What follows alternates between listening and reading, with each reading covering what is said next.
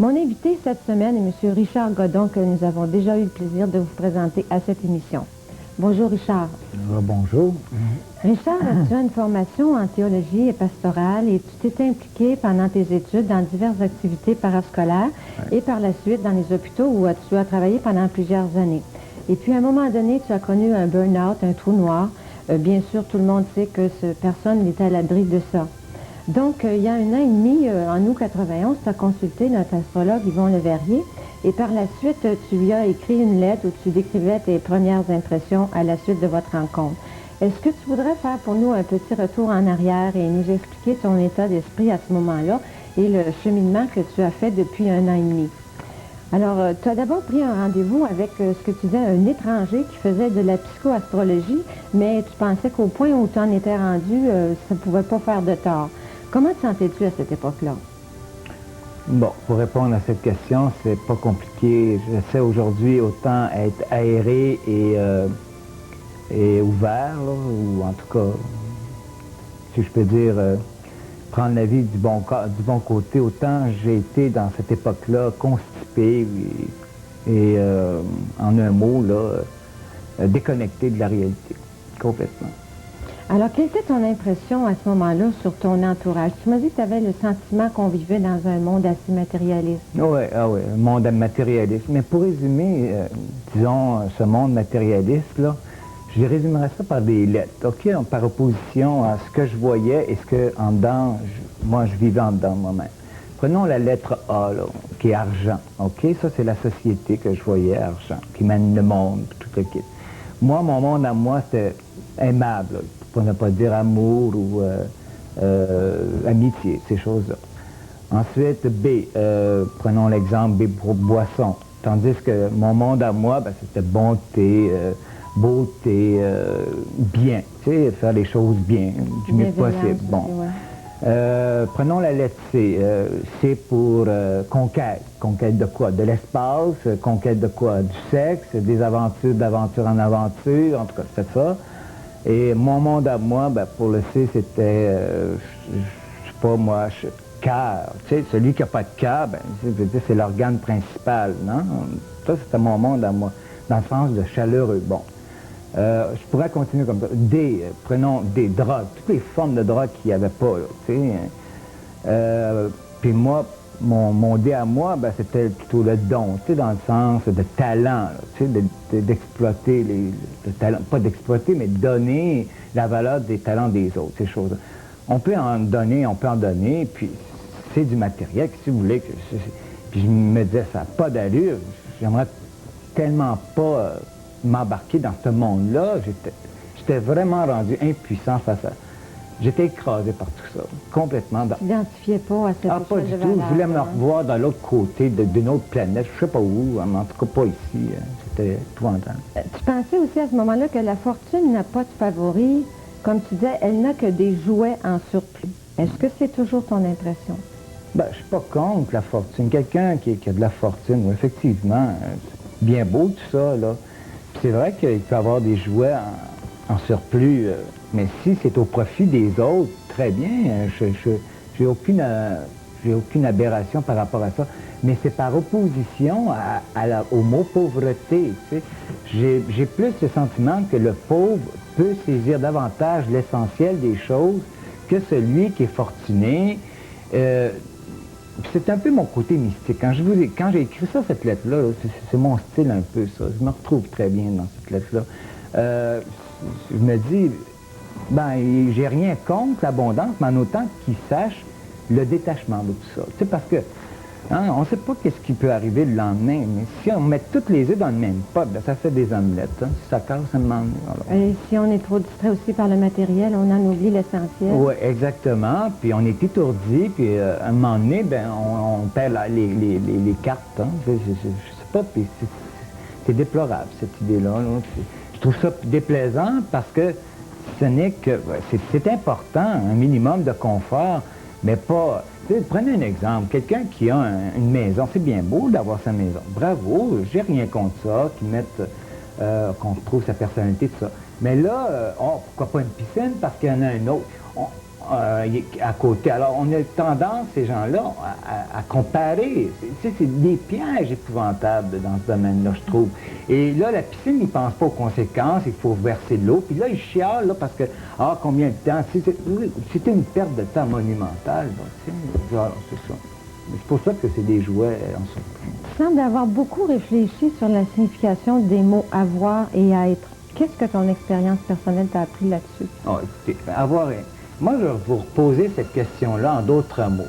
Voulez-vous m'expliquer, vous, comment se fait-il qu'au primaire, moi, le premier verbe que j'ai appris, c'est le verbe « avoir », plutôt que le verbe « être ». Hein? Ça découle de très loin, cette idée-là, tu sais. J'ai, tu as, il a, tu sais. Tout jeune, je me posais cette question-là. Au lieu de « je suis », tu es. C'est comme un autre... Je prendrais mon exemple à moi, quelqu'un, ou que je m'en aille chez quelqu'un, ou que quelqu'un vienne chez moi, il apporte un cadeau. Moi, je serais porté à dire merci pour ta présence. Je suis porté à dire ça, merci pour ta présence. Puis c'est délicat de recevoir une attention spéciale, le vin réjouit le cœur de l'homme. Je sais pas, j'aurais un peu lancé. Mais d'autres personnes, c'est curieux, ils vont tout de suite lancer l'idée, merci pour le cadeau. C'est point final. Voyez-vous, là, il y a une petite nuance. Mais extrapoler, puis ça fait toute une différence. C'est une nuance importante. Peut-être que la société a oublié qu'avant d'avoir quelque chose, il faut d'abord être, exister. Oui, en souhaiter, hein, puis savoir qui on est au fond, dans tout ça, là. Tu sais, avant de s'acquérir des choses, mais savoir qu'est-ce qu'on a besoin de nous, pour nous satisfaire, et nous combler. Si quelqu'un devient un futur peinture, dans la peinture, mais il va être fasciné par des tableaux ou des choses comme ça. D'accord. Tu n'avais jamais encore rencontré personne qui pouvait prédire l'avenir, mais tu étais sûr d'une chose à ce moment-là, lui seul peut améliorer ta destinée, lui en parlant de Dieu, que deux éléments entrent aussi dans la vie en ligne de compte, c'est celui du combat et de l'amour. Sais-tu, Richard, que sans le savoir, tu faisais allusion à l'astrologie? Parce que, comme Yvon Leverrier nous l'a enseigné, le signe du bélier est gouverné par Mars, qui signifie énergie et combativité. Il fait face au signe de la balance, qui est gouverné par Vénus, qui est l'amour. Alors là encore, combat et amour. Et le signe du scorpion aussi est gouverné par deux planètes, Pluton et Mars, qui signifie encore une fois énergie et combativité. Et il fait face au signe du taureau, gouverné par Vénus aussi, donc encore l'amour, combat et amour. Ça rejoint ce que tu disais. Alors d'après toi, quand ça va mal, qu'on a des problèmes, est-ce qu'on sait toujours de quelle façon combattre ou est-ce qu'on aurait besoin à ce moment-là peut-être d'un bon coach pour nous aider à passer au travers? Bon, toujours, c'est le mot toujours, là, est-ce qu'on sait toujours combattre, là? C'est un peu fort le mot toujours selon moi. Tout ce que je sais, là, c'est que je serais prête à dire, moi personnellement, qu'on est capable presque infailliblement de combattre pour la survie. Le mot toujours, je l'ajouterais pour la survie. Mais attention au désespoir, selon moi. Attention au désespoir. Parce que là, à ce moment-là, un coup de pouce, là, c'est pas de mise. C'est de mise. C'est-à-dire, ça va de soi, là, qu'un coup de pouce, là, de quelque manière que ce soit. T'sais. Moi, je sais bien que dans un temps où personne ne me semblait là, me comprendre, ou en tout cas, j'étais complètement dehors du monde, là, si je peux dire, je vous avouerais qu'il faut se retrousser les manches, puis je me suis embarqué dans des cours, des activités pour me reprendre en main, pour faire partie de ce monde-là, puis mieux les comprendre, mieux les saisir. Alors, selon ta propre observation, Richard, la tierce personne qui apporte une aide, ce qu'on appelle une personne ressource, comment c'est perçu en général par les gens, puis comment devrait être cette personne ressource pour être vraiment efficace? OK. Au point de départ, je dirais qu'il faut qu'il crée définitivement un climat de confiance. Je ne sais pas de comment, mais il crée un climat de confiance. Le deuxième élément, ça serait peut-être l'impartialité. C'est fondamental, le côté impartial, et avoir une oreille bien attentive et un regard aussi, être présent vis-à-vis, comme on l'est à l'heure actuelle, être présent à l'autre, qu'est-ce qu'il pose comme question, qu'est-ce qu'il s'interroge, de quoi qu'il s'interroge, son comportement. Et tout ça englobé par une écoute empathique. Là, je pèse mon mot, le mot empathique, c'est par opposition à... C'est pas de l'antipathie ni de la sympathie, c'est de l'empathie, c'est-à-dire le feedback qu'on lui redonne. Tu veux dire ça, là? tu vis ça en ce moment, tu sens ça. Moi, je dirais que c'est en tout cas, c'est les éléments de base pour une personne ressource.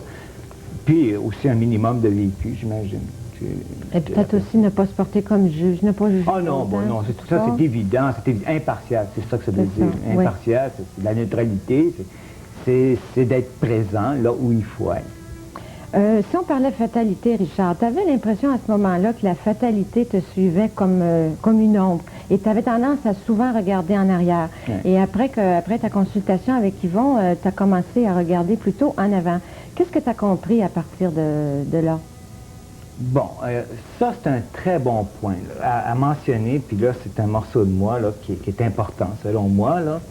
C'est quand j'ai su que mon ascendant était situé en Cancer. Bon, il n'y avait rien là, mais quand il m'a expliqué pourquoi, là, que j'ai tant d'émotions, pourquoi Cancer, bon, ça c'est mon ascendant. Puis en même temps, j'ai réalisé que ma lune était dans Cancer, en Cancer, imaginez. Fait que mettez-en. Puis elle était située dans la 12e maison. Je ne sais pas qu'est-ce que c'est, mais en tout cas, c'était grave aux portes au niveau de la réceptivité, au niveau des émotions, au niveau de la sensibilité, même si de base, j'imagine, de la sensibilité, mais en tout cas, oui.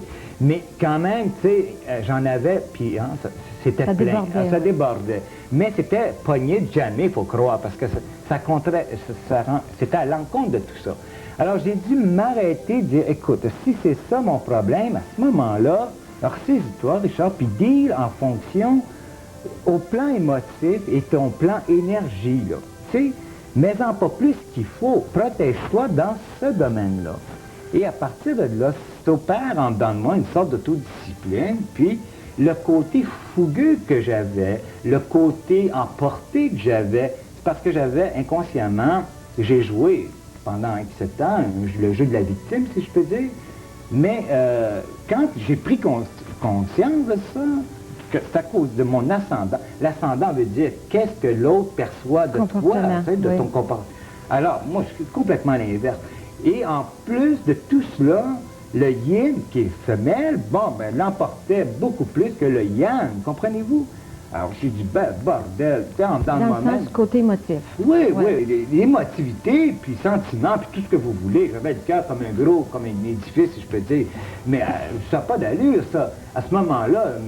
Et c'est quand on en prend conscience, avec le temps, et qu'on prend une option comme ça, à ce moment-là, on se dit, modèle et moteur, modèle et moteur, parce que ça joue contre moi, et pas pour moi. Et je prenais plus de pouvoir, et avec le temps, l'équilibre s'est fait, c'est-à-dire le yang et le yin, c'était plus, parce que je devenais plus affirmatif. Tu as réalisé aussi que tu pouvais, toi aussi, devenir une personne ressource. Veux-tu nous expliquer pourquoi? Oh, c'est un peu prétentieux de dire ça, là. J'aurais pu être une personne ressource. C'est les circonstances de la vie. Mais disons que par le passé, je pourrais vous dire, Madame Claire, que moi, j'ai pas...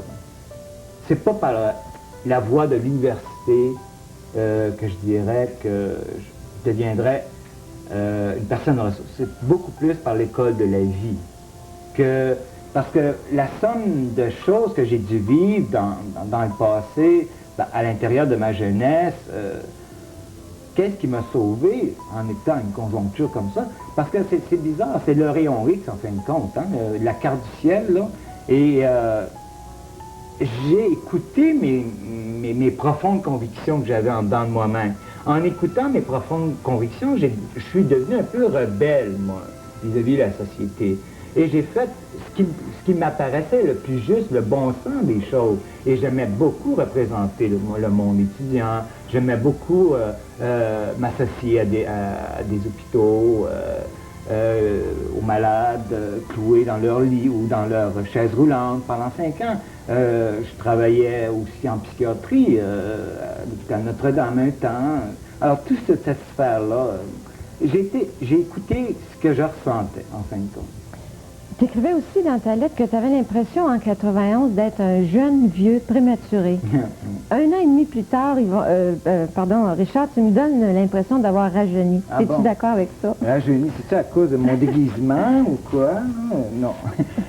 Non, je sais pas. Non, en parlant de ça, là, je tiens publiquement, si la personne m'écoute, à remercier cette personne qui m'a offert ce blouson, là, qui est un symbole, d'après moi, cette personne-là, de vivre le moment présent et apprendre qu'est-ce que c'est vivre au jour le jour. Puis je tiens à y donner un bon salut à cette personne-là. Mais pour le côté rajeunissement, moi, ben, si je parais plus jeune, c'est peut-être parce que je saisis plus l'instant présent. C'est-à-dire ce qui est passé, et ce qui est à venir, c'est les deux pires voleurs du moment présent. Comprenez-vous? C'est les deux pires voleurs. C'est le ici maintenant qui compte, point final. Est-ce que tu pourrais me donner ta propre définition de la psychoastrologie? Bon. Psychoastrologie. Bon.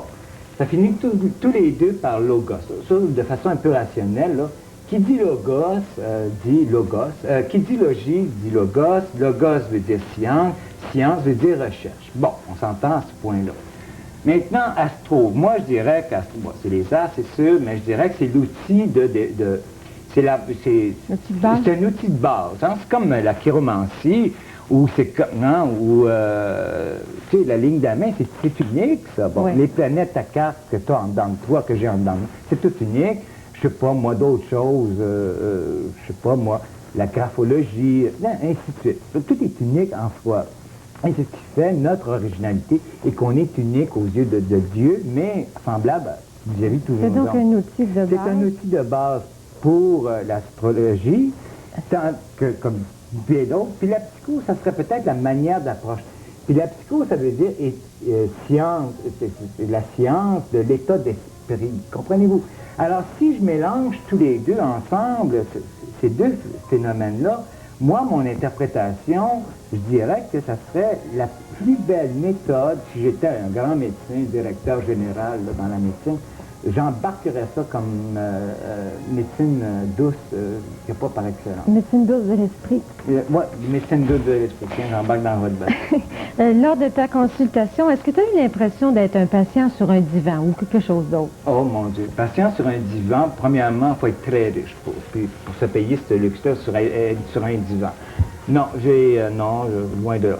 Si j'ai été quelqu'un d'autre lors de ma consultation, c'est que j'étais fougueux, j'étais révolté un peu de dire comment se fait-il que je suis en dehors de ce monde-là, tu sais, comment se fait-il, puis que le fait que je m'astinais, là, c'est le combat, c'est mon côté compatibilité que vous avez parlé, et c'est aussi le côté amour, hein?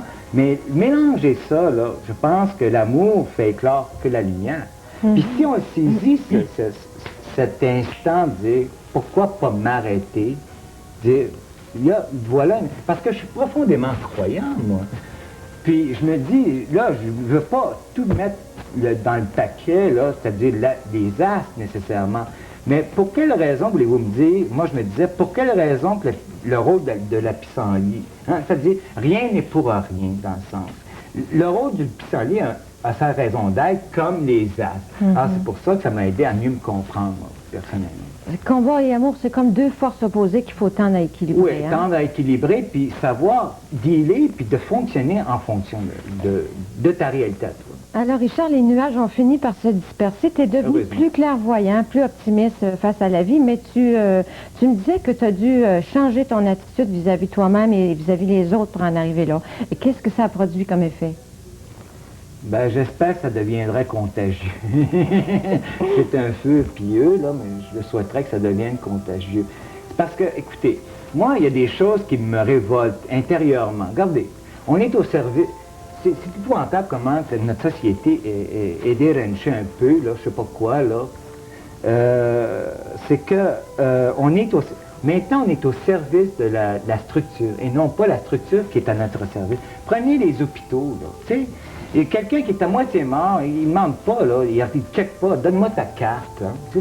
Ça n'a pas d'allure. Tu sais. Quelle est votre carte? Avez-vous votre carte? C'est beau, mais il est en danger, le type, il est à moitié mort. Pas que tu passes à la carte. Alors, on est au service de la structure et non plus la structure qui est à notre service. Mais c'est partout comme ça. Au gouvernement, à tous les niveaux, invraisemblable, là, On dirait que c'est un monde complètement à part. Alors ça, je sais pas, mais moi, ça m'apparaît comme... mais je réponds pas à votre question, je m'excuse. Ça fait rien, on va passer à la suivante. Après ta première consultation en 91, Richard, tu as fait dans ta lettre une projection dans le futur, tes espoirs pour le futur. Si tu permets, parce que c'était assez long, je vais résumer ta pensée. Tu prévoyais pouvoir rire de toi et de ton vécu en développant un sens de l'humour, même si ça devait être un humour noir. Accepter tes épreuves passées et sortir de ce que tu appelais ta map intérieure pour entrer dans le vrai monde. Mieux coordonner tes émotions, tu nous en as parlé, devenir amoureux de la vie, prendre ta place au soleil, sentir à travers toi-même, ton corps, les autres, les événements, les choses, ton intérêt pour la vie, pour toi-même devenir intéressant et peut-être dire oui à ton potentiel. C'est un très beau programme. As-tu l'impression aujourd'hui d'avoir un peu réussi? Est-ce que tu te posais la question, est-ce que ça serait un peu ça le bonheur? Ah, OK. Si j'ai réussi, en partie, oui, là, il y a peut-être un détail, le rire, il ne vient pas tout seul, là, mais j'arrive à 10 fois plus à sourire, en tout cas, vis-à-vis de la vie, et la vie me sourit davantage. Mais par contre, dans l'ensemble, c'est un peu tout ça, mais réussir, là, je vais vous dire, oui, franchement, à travers tout ça, là, je dirais que si j'ai réussi, oui. J'ai réussi dans le sens que depuis tout ça, là, tout cet univers de transformation qui s'est opéré en dedans de moi, j'ai conservé l'innocence originelle, qui est important pour moi. C'est mon côté candeur en moi, ça. C'est ça. Et ça, c'est un point. Puis le deuxième point, gagner la confiance. C'est-à-dire, le fait de mieux te connaître, de mieux te saisir, tu vibres plus à tes racines et qu'est-ce que tu aimes et qu'est-ce que tu n'aimes pas. Tu le sais davantage. Donc, l'acceptation se fait presque inconditionnellement ou le refus autant. Hein? L'un ne va pas sans l'autre. Alors, ça, c'est un point. Et celui qui garde ces deux points-là, c'est-à-dire l'origine, c'est-à-dire l'innocence originelle plus la confiance qui grandit de plus en plus, tu as réussi ta vie. Peut-être pas dans la vie, mais ta vie, en tout cas. Moi, et à chaque matin, croyez-moi, je me lève là, puis je me dis, hé, Moses, c'est une autre journée, puis on dirait qu'elle est pour moi. C'est comme si c'était un cadeau que d'observer encore un autre jour nouveau, comment qu'il est, puis qu'est-ce qui m'attend aujourd'hui. C'est merveilleux. Puis de le reconnaître, la reconnaissance, comment c'est important, selon moi, en tout cas. Tu m'as dit qu'il y avait une période de ta vie entre 15 et 35 ans où tu étais vraiment heureux de toutes les expériences que tu vivais parce que tu avais comme un côté rebelle. Oui, exact. Tu veux nous parler de ça? Oui, c'est par opposition à soumission. Hein? La soumission, dire toujours oui, c'est pas bon. Un moment donné, il faut dire non, un moment donné, tu sais, c'est par opposition. Il ne faut pas toujours aussi dire non, ça c'est de la rébellion au bout. C'est des excès. Mais il y a des justes milieux, c'est le bon sens qui parle à un moment donné. Mais en fonction de ce que tu es, toi, unique à ton genre, ce que vous êtes unique à votre genre, ce que les autres sont uniques à leur genre. Bref, tu sais, c'est un minimum. Puis moi, j'étais archi heureux, moi. Je ne peux pas me plaindre, je ne regretterai rien de tout ce que j'ai fait. Mais, je vais vous avouer franchement, j'ai déjà dit ça à un copain, j'ai dit, tu sais, moi, là, ce qui m'a personnellement sauvé, c'est que j'ai acquis de la responsabilité. Vous savez, le cancer, l'histoire du cancer, mon ascendant cancer, la Lune, c'est de la responsabilité que j'ai accumulée, au bout. Mais je n'ai jamais su l'envers de la médaille du mot responsabilité. Savez-vous ce que c'est? Il y a toujours un envers. Il y a un envers de quelque chose. Et c'est ça que j'ai découvert depuis peut-être les 6 derniers mois, 8, qu'importe, le temps ne compte plus. C'est la liberté. Hein? Tu sens vraiment que tu deviens libre arbitre de ton toi, de ta façon d'agir, de tes réactions, puis des événements qui sont autour. Richard, c'est terrible comme le temps passe vite. Il nous reste environ 1h30. Tu avais beaucoup de choses à nous dire. Tu m'as dit avant l'émission que tu espérais que j'allais laisser parler ton cœur. As-tu l'impression que je t'ai laissé parler à cœur ouvert? Un gros parti, c'est encore une minute, là. Mais j'aimerais ça dire que beaucoup de gens, c'est vrai que le temps est court, mais beaucoup de gens se plaignent le ventre. Non, ça critique le ventre plein, tu sais. Puis ça, je trouve ça dommage. Et deuxième élément aussi, c'est que le bonheur, vous savez, il me semble que le bonheur, on s'en aperçoit un peu toujours trop tard. C'est pendant que ça se passe, le bonheur, selon moi. Puis que garder cette flamme en dedans de nous-mêmes, là, dans notre cœur, là, je pense que c'est sacré ça, pour tout être humain, puis de la conserver, puis de l'entretenir. Parce que la vie ne tient que par un fil, puis enfin, qu'on n'a pas besoin de moraliser des choses. C'est l'ensemble. Il faut donc vraiment trouver sa voie, se connaître pour fonctionner au Oui, puis d'en remercier toutes les techniques qui ne peuvent pas s'imaginer pour dire, bon, ben c'est comme ça qu'on est, puis on essaie de faire du mieux qu'on peut. Alors, Richard, en 10 secondes, la psychologie associée, tu seras d'accord avec moi, je pense associée à une bonne réflexion personnelle, ça fait une bonne équipe, n'est-ce pas? Ben, je l'espère. Merci beaucoup de ta visite, de ton témoignage. Okay. Chers amis, la semaine prochaine, ce sera notre dernière émission avec Yvon Leverrier. Soyez au rendez-vous, on compte sur vous. Au revoir, à la semaine prochaine.